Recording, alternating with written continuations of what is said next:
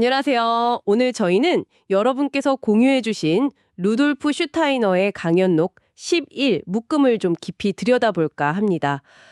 여기에는 인류나 민족 그리고 눈에 보이지 않는 영적 세계에 대한 아주 독특한 통찰들이 담겨 있더라고요. 네, 맞습니다. 이 강연들이 사실 상당히 흥미로우면서도 좀 받아들이기 어려울 수 있는 내용들이 많아요.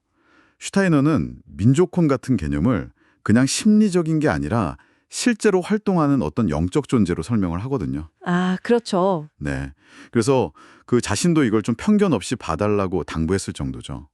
저희는 오늘 이 복잡한 내용 속에서 그래도 핵심적인 아이디어들을 좀 명료하게 짚어보려고 합니다. 가장 먼저 역시 눈에 띄는 건 그 민족혼, 볼크실 또는 민족 정신, 폴스가이스트이라는 개념인데요.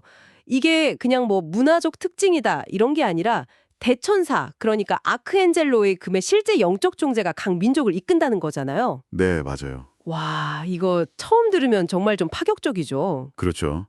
슈타이너의 그 세계관을 이해하려면 먼저 인간을 그냥 육체가 아니라 에테르체, 또 아스트랄체, 그리고 자 이렇게 여러 층으로 봤다는 걸 알아야 해요. 네네. 그리고 천사, 대천사, 권천사 같은 이런 영적 존재들이 인류 진화의 각기 다른 단계나 측면에 영향을 미친다고 본 거죠. 아하.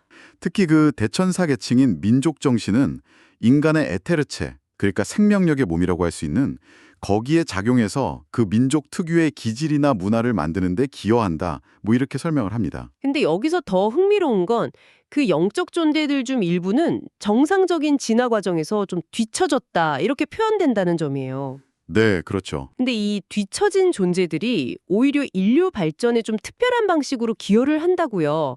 예를 들면 언어 능력 같은 거요? 맞습니다.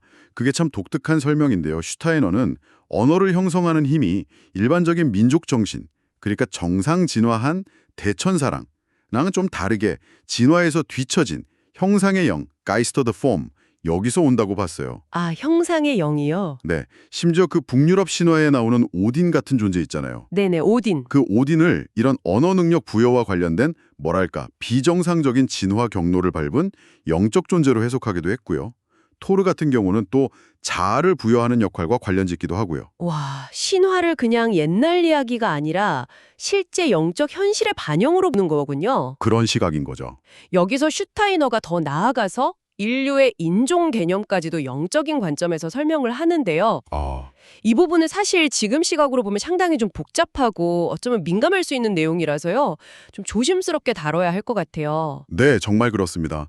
슈타이너는 인종을 특정 대륙과 연결된 인류 발달 단계, 예를 들면 유년기가 아프리카, 청년기가 아시아, 성숙기는 유럽 이런 식으로요. 그리고 또 특정 행성의 영적 영향력과 관련지어서 설명을 했어요. 수성, 금성, 화성 같은 행성들과 관련된 아까 말한 그 뒤처진 형상의 영들의 영향 이런 식으로요. 네. 근데 여기서 정말 중요한 핵심은 슈타이너가 이걸 어떤 고정된 생물학적 특성이나 인종 간의 우열 문제로 본 게 아니라는 점입니다.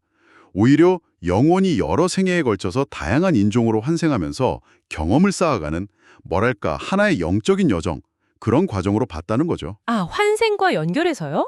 네. 그래서 저희는 지금 이 관점을 비판하거나 옹호하려는 게 아니라 슈타이너가 이렇게 주장했다는 사실 자체를 그냥 중립적으로 전달해 드리고 있다는 점을 다시 한번 좀 강조하고 싶습니다. 네, 맞습니다. 그 점이 중요하죠. 하지만 정말 중요한 건 슈타이너가 이런 민족적인 거나 인종적인 구분에 그냥 갇혀 있는 걸 궁극적인 목표로 보지 않았다는 점 같아요. 그렇죠. 오히려 고향 없는 인간이라는 개념을 통해서 이걸 넘어서야 한다고 강조했죠. 이게 이 강연록 전체를 좀 꿰뚫는 핵심 메시지 중 하나 아닐까요? 정확합니다.